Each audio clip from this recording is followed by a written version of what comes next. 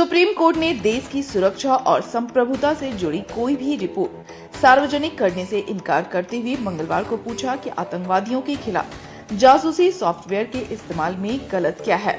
न्यायमूर्ति सूर्यकांत एवं न्यायमूर्ति एन कोटेश्वर सिंह की पीठ ने संकेत दिया कि यह निजता के उल्लंघन की व्यक्तिगत आशंकाओं पर गौर कर सकती है, लेकिन तकनीकी समिति की रिपोर्ट कोई ऐसा दस्तावेज नहीं है जिस पर सड़कों पर चर्चा की जा सके। पीठ ने कहा, देश की सुरक्षा और संप्रभुता से जुड़ी किसी भी रिपोर्ट को नहीं छुआ जाएगा, लेकिन जो व्यक्ति यह जानना चाहते हैं कि वे इसमें शामिल हैं या नहीं, उन्हें सूचित किया जाता है।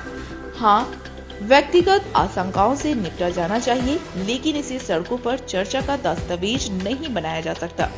शीर्ष अदालत ने कहा कि उसे इस बात की भी समीक्षा करनी होगी कि तकनीकी पैनल की रिपोर्ट को व्यक्तियों के साथ किस हद तक साझा किया जा सकता है। एक याचिकाकर्ता की ओर से पेश हुए अधिवक्ता दिनेश द्विवेदी ने कहा कि सवाल यह है कि क्या सरकार के पास स्पाइवेयर है और क्या इसने इसका इस्तेमाल किया है। उन्होंने कहा, अगर उनके पास यह है तो उन्हें आज भी इसका लगातार इस्तेमाल करने से कोई नहीं रोक सकता। पीठ ने कहा, कृपया व्यक्तियों के बारे में खुलासे के संबंध में अभ्यावेदन दें। आजकल हम जिस तरह के परिदृश्य में हैं, हमें थोड़ा जिम्मेदार होना चाहिए। हम देखेंगे कि रिपोर्ट किस हद तक साझा की जा सकती है। शीर्ष अदालत ने कहा, अगर देश आतंकवादियों के खिलाफ स्पाइवेयर का इस्तेमाल कर रहा है तो इसमें गलत क्या है। स्पाइवेयर का होना गलत नहीं है। सवाल यह है कि आप इसका इस्तेमाल किसके खिलाफ कर रहे हैं। आप देश की सुरक्षा के साथ समझौता नहीं कर सकते। निजी नागरिक जिसके पास निजता का अधिकार है, उसे संविधान के तहत संरक्षण दिया जाएगा। पत्रकार प्राजोय गुहा ठाकुरता की ओर से पेश हुए वरिष्ठ अधिवक्ता कपिल सिब्बल ने एक अमेरिकी जिला अदालत के फैसले का जिक्र किया। सिब्बल ने कहा, व्हाट्सएप ने खुद ही यह खुलासा किया है कि किसी तीसरे पक्ष ने नहीं, व्हाट्सएप ने हैकिंग के बारे में कहा है। उस समय माननीय न्यायाधीशों ने यह संकेत नहीं दिया था कि हैकिंग हुई थी या नहीं। यहाँ तक कि विशेषज्ञों ने भी ऐसा नहीं कहा था। अब आपके पास सबूत है, व्हाट्सएप द्वारा मुहैया कराए गए सबूत। हम निर्णय उपलब्ध कराएंगे। संपादित भाग संबंधित व्यक्तियों को दिया जाना चाहिए ताकि वे जान सके।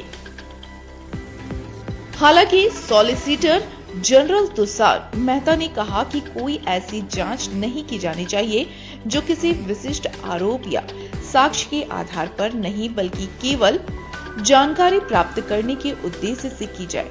मेहता ने कहा कि आतंकवादियों के खिलाफ स्पाइवेयर का इस्तेमाल करने में कुछ भी गलत नहीं है और उन्हें निजता का अधिकार नहीं मिल सकता। एक अन्य याचिकाकर्ता की ओर से पेश वरिष्ठ अधिवक्ता श्याम दीवान ने कहा कि तकनीकी समिति की रिपोर्ट को बिना किसी संशोधन के सार्वजनिक किया जाना चाहिए। इसके बाद शीर्ष अदालत ने मामले में आगे की सुनवाई के लिए 30 जुलाई की तारीख तय की।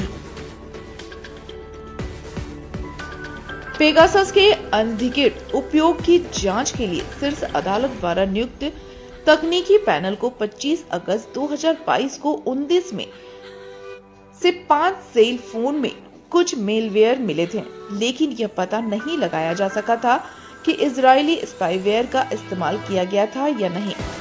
शीर्ष अदालत के पूर्व न्यायाधीश शीर्ष अदालत ने 2021 में नेताओं, पत्रकारों और कार्यकर्ताओं की लक्षित निगरानी के लिए सरकारी एजेंसियों द्वारा इजरायली स्पाइवेयर का इस्तेमाल किए जाने के आरोपों की जांच का आदेश दिया था और मामले की जांच के लिए तकनीकी एवं पर्यवेक्षी समितियों की नियुक्ति की थी।